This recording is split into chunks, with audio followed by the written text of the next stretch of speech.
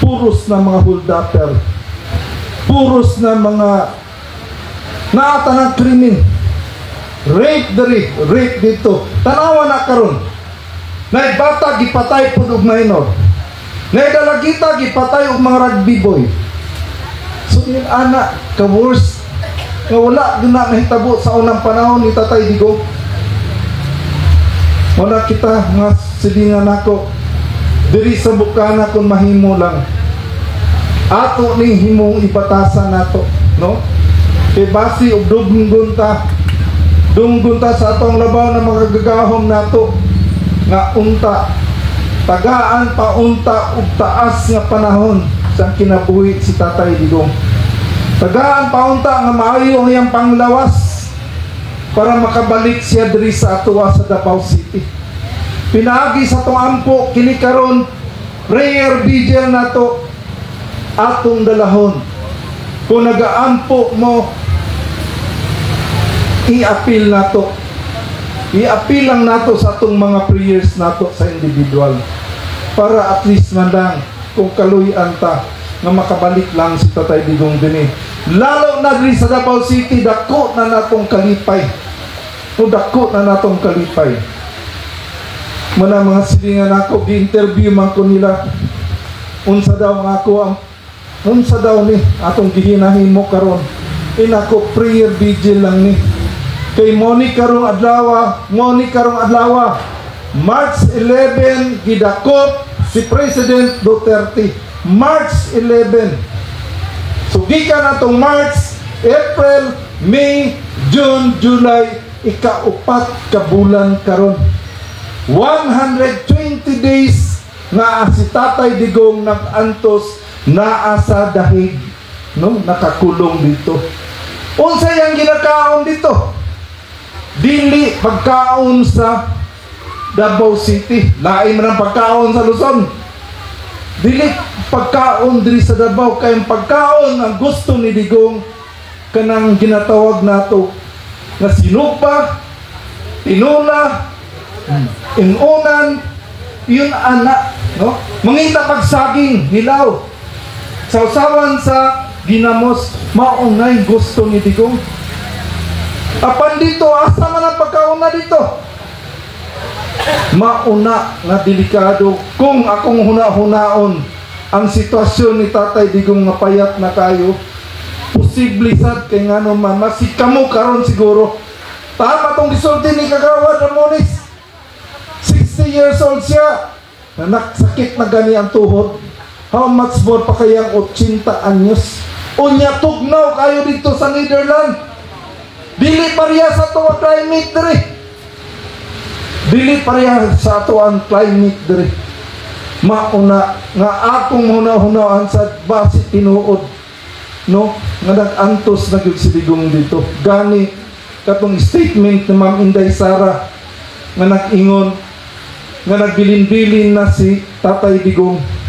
I hope nga fake news yapon to. Nagbilin-bilin si Tatay Digong nga kung siya mawala na, sunugon na lang siya dito sa dahig, no? As na lang daw ang idalahon diri sa Davao City. Inakunta dili na tinuod kanang inanang mga balita usahay lagi makaingon ko sa mga balita diya. Grabing mga fake ba, no? Grabing mga fake news. Balita ko tong sa adlaw, siya pud ko pagmata nako buntag sayo. Giread daw ang panimalay ni Mayor Baste. Nadakpan daw, daghang kayo mga druga, daghang kayo mga shabu. Yun ako, wala may balita. Nga napay vlogger dito nga iyon kay peaceful ang Davao. Peaceful ba lang inaanak karon mismo ang mayor dulo nadakpan og mga droga. Sus Ginoo, puro fake ginan. Tawag gayon ko sa staff ni Mayor Baste. Kaya ako Sir Isboy, tinuod ba ng balita, sir? So dili ka po, wala na nahitabo. Imposible na mahitabo. O grabe yun. Buhat-buhatan lang o istorya para lang dauton lang yun ang mga Duterte. No? So mauna, ang akong ipabot na ako sa inyo, ang hangyo lang na ako, malumo nga paghangyo nga malumong kasing-kasing sa paghangyo. I-appeal lang ninyo sa inyong prayer nga unta si Tatay Digong naa sa kanunay sa mayong panglawas ug makauli na siya dinhi sa Davao City. Daghang salamat ug mayong gabi ra kaninyong tanan. Maraming salamat, Kapitan Robert Ulan-Ulan. Amag niyo iyo, so karon ako nang isa itong nagkagambila. Then, tindong tanan, sindihan itong kambila para sa atong lighting of the candle, one of the best prayer, usa sa mga sequence saint atong ipakita sa tibok kalibutan nga mo ni atong gibuhat ang pag-ampo pinagi sa kandila, paghayag nga matagaan o mabalik ang atong Tatay Digong di sa atong dakbayan sa Davao o kana ang yangyo usab sa atong kapitan o sa atong mga barangay council. Okay?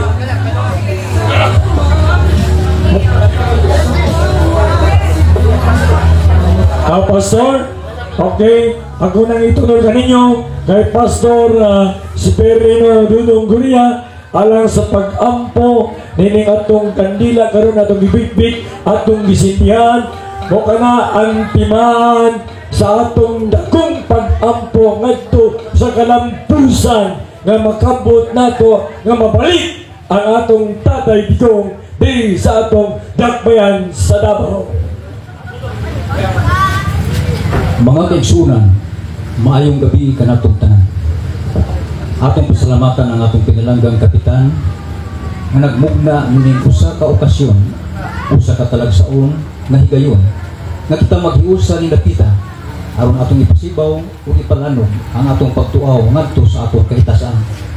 Atong isinggit uban ang paghanyo sa atong labaw magkagagahom higalag igsuon unsa man ang imong tinuhuan baruganan og prinsipyo. Atong usahon kini, atong ipadayag sa atong labaw magkagagahom kay siya ang Dios nga motubag sa atong mga pagkinahanglan. Dili ang tanan nga magasulod sa bilangguan makasasala. Adunay istorya sa kasulatan sa kinabuhi ni Jose. Nakasulod siya sa bilangguan o gipadlak siya sa bilangguan. Apan gipagawa siya sa gahom sa Dios. Panahon ni Haring Paraon.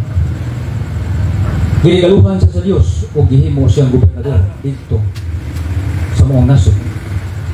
Humani ang kasaysayan o sa Daniel dito sa nasod Babilonia. Gisulod siya sa lungig kauban ang mabangis ng mga leon o gibilanggo siya. Apan gipagawas siya sa Diyos, gitakupan sa Diyos ang mga bag-an o ang kabangis sa mga leon nga buuntang mo kunis-kunis o mawatas-watas na bisan man lang kambras wa gid may tabo tungod sa gahom sa Dios. Si San Pablo sa bag-ong tugon nabilanggo usab dito sa Roma tungod sa pagwali sa maayong balita. Apan gipagawas siya sa Dios kauban si Silas pinagi sa mga pagampo o sa mga pagday mikurog ang maong bilangguan. Niabot ang kusog nga bagyo na natanggal ang mga talikala o nabungkag ang mga trangka sa maong bilangguan.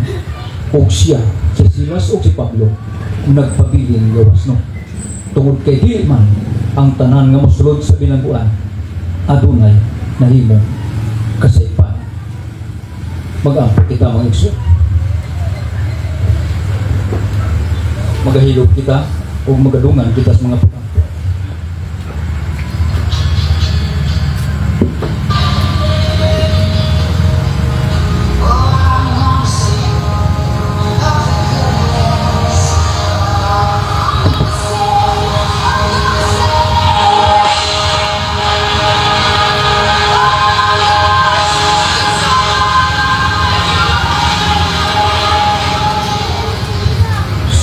Sa Amahan, sa Anak, ug sa Diyos nga Espiritu Santo. Amahan nga balaan, aniya kiningi mo mga katauhan, nagkayusa, nagkaharmonia ug nagkaduyok. Aron amo Ginoong itunon ug ipadangat kanimo ang among pangaliya. Ginoong Dios, salamat ning higayon nga imong gihatag. Luyo sa kabisi sa panahon. Panamo kang pasidunggan ug pasalamatan langit nun Amahan. Tungod kay hari ikaw o Ginoo sa among kinabuhi. O Dios nga balaan dungga kini among mga pag-ampo. Tungod kay aniya kami nagadaig nining maong mga kandila. Nagsimbolo sa kahayag. Uban ang paglaom Ginoo. Kaya wala pa mapalong ang among paglaom. Nga sa lahing mga adlaw, amo pang mahibalag nga buhi ug adunay kagawasan ang among pinalanggang presidente nga didto sa laing lugar sa Netherlands. Ginoong Dios, among ipaubos ang among kaugalingon Ginoo. Pasayloa kami sa among mga nahimong kalapas. Ayaw gitugod Ginoo nga ang among mga sala mao'y mamahimong babag sa among panghaliya. Ginoo, itugod Ginoo karong gabi una ang among mga pagampo moabot niya sa imong trono, sa imong gingharian. Lord, nagkayusa kami ang among pangayoon niya sa imong kamot karong gabi. Ang kagawasan sa tao nga nahimo namong malalaban, sa among yutan mong malalaban Ginoo, nga mo'y nagluwas sa daghang mga dautan. Nagluwas ka namo gikan sa baba sa mga dautan. Ginoong Dios, aniya kining mga kandila nga among gisindihan, among ipaabot kanimo Ginoo, nga ipasubang pag-usabang paglaom sa among kinabuhi. Labaw sa tanan Amahan ang hikap sa imong gamhanang mga kamot nga mudangat ngadto sa dahig sa Netherlands. Aron o Dios nga imong tagaan ug maayong panglawas sa namong pinalanggang mahal former President Rodrigo Duterte. Ginoong Dios, nagaampo kami diha kanimo. Nga kung imo man gipagawas Ginoo ang mga tao sa Old Testament hangtod sa New Testament, amo sab ka pangayoon Ginoo. Imong ipakita ang imong gahom karong gabi Ginoo. Nga imo Ginoong Dios nga bungkagon tangtangon ang mga hunahuna sa mga ICC Ginoo, aron ilang i-release nga buhi maayo ang lawas nga magalakaw diya sa kagawasan. Lord, salamat Ginoo sa imong ka. Aniya kining mga katawhan nga giuhaw sa pagpangga, giuhaw sa pagmahal, sa mga pangandoy ug tinguha nga among mahibalag. Sa daghan pang mga panahon, ang among ikamingawan nga mayor, former president, Lord, nga mudangat siya dinhi, nga malipayon siya ug buhi ug maayong panglawas. Ginoong Dios sa iyang mga palugon-tugon, nga gusto siya nga dito i-cremate kanyang lawas kuno galing mawaman siya ang iyang kinabuhi. Ginoo, nagampo kami nga dugangi pa Ginoo niyang kinabuhi. Amen. Dugangi Ginoo niyang kinabuhi. Amen. Excited kami Ginoo nga among makita siya. Amen. Usa o Dios, among pangayoon kanimo advance nga pinaskuhan Lord karon nga imong i-release Ginoo ang among pinalanggang presidente Rodrigo Rua Duterte. Lord, salamat kayo sa imong kayo. Salamat sa imong tubag Ginoong Dios, amo kining lauman. Tungod kay ikaw ang Dios nga dunay mga saad nga dili mo pakyas. Ikaw ang Dios nga matinabangon. Ikaw ang Dios nga mapasayloon. Ayaw gitugot Ginoong Dios nga dito makabsan sa kinabuhi. Ug ayaw gitugot Ginoo nga magpabilin siyang binilanggo. Pinunuamahan, abrihi, aportahan sa bilangguan. Karong gabi, ang konsensya pinagi sa imong gahom, magakuyanap nga ito kanila. O tabangi kami karon ang among mga pangandoy. Dili mapalong, pinuno magpadayon, hikan karon hangtod sa makatuwigan nga walay katapusan. Lord, amo kining ginapangayo, diya kanimo pinaagi sa ngalan sa Ama, sa Anak, ug sa Dios nga Espiritu Santo. Amen. Amen. Amen. Bring him home alive! Bring him alive! Bring him home alive! Maraming salamat, kaibigan! Inaot kita! Kanin, hinatong dito sa pag-antos ng panagpuson. Once again, bring him home alive!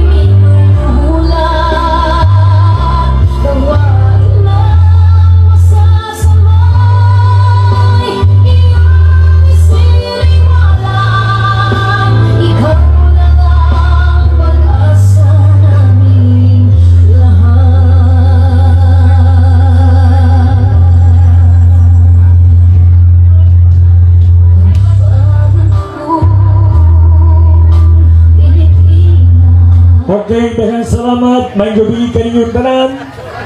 Daghang salamat sa tanan nga diya nakiguban. Sino pa ang nagmalasakit? Siya ngayon'y pinapahirap. Pilipinas ay lumuluha. Hustisyang sigaw ng madlang. Tatay, di ko hindi ka nag-iisa. Milyon-milyong puso ang kasama. Ang bayang minahal mo ng tapat, hindi kailanman lilimot sa iyong hirap. Ilang taon mong isinakripisyo, kapayapaan, kaunlaran para sa Pilipino. Ngunit ngayon